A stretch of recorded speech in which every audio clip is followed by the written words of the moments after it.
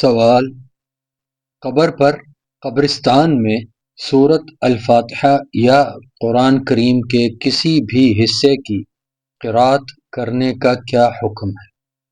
جواب: قبرستان میں قبر پر، قبروں کے درمیان، قبر کے سر کی طرف یا پاؤں کی طرف کھڑے ہو کر، دائیں یا بائیں کھڑے ہو کر نماز اور قرآن پڑھنے کی کوئی دلیل سنت شریفہ میں میسر نہیں، بلکہ ان کاموں سے منع فرمایا گیا ہے، جیسا کہ رسول اللہ صلی اللہ علیہ وآلہ وسلم کا فرمان ہے کہ لا تجعلوا بیوتکم مقابر ان الشیطان ینفر من البیت الذی تقرأ فیہ سورۃ البقرہ۔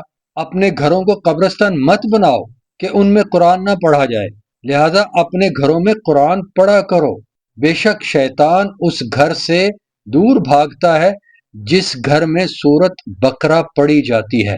صحیح مسلم کی حدیث شریف ہے، یہ حدیث کا نمبر 1860، کتاب صلاۃ المسافرین، باب 29۔ تو نبی کریم علیہ الصلوۃ والسلام کے اس حکم سے واضح ہو گیا، صاف صاف سب نے پتہ چلتا ہے کہ قبرستان میں قرآن پڑھنے سے منع فرما دیا گیا ہے۔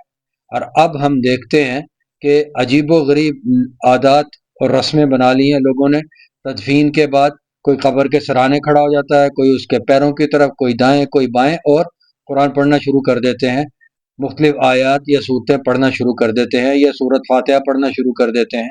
یہ سب کے سب کام اللہ کے آخری نبی کریم رسول عظیم محمد صلی اللہ علیہ وآلہ آلہ وسلم کے اس حکم کے خلاف ہیں، اور جو بھی کام اللہ کے رسول علیہ الصلوۃ والسلام کے کسی بھی حکم کے خلاف ہوگا یا ہے، وہ اللہ کے ہاں مردود ہے، اور اس پر کوئی ثواب، کوئی نیکی نہیں ملنے والی۔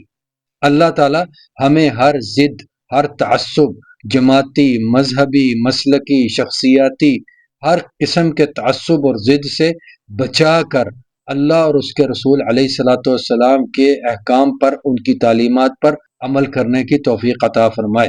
والسلام علیکم ورحمۃ اللہ وبرکاتہ۔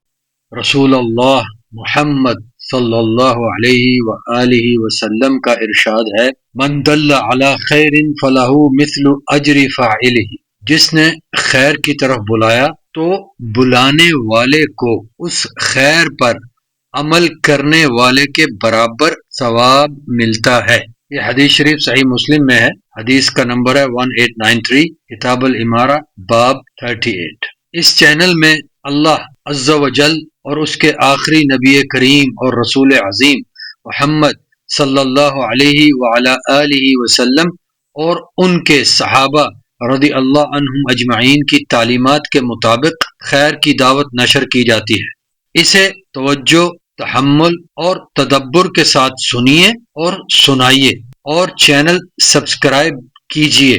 خیر کے اس سفر میں خود بھی شامل ہو جائیے اور دوسروں کو بھی کیجیے۔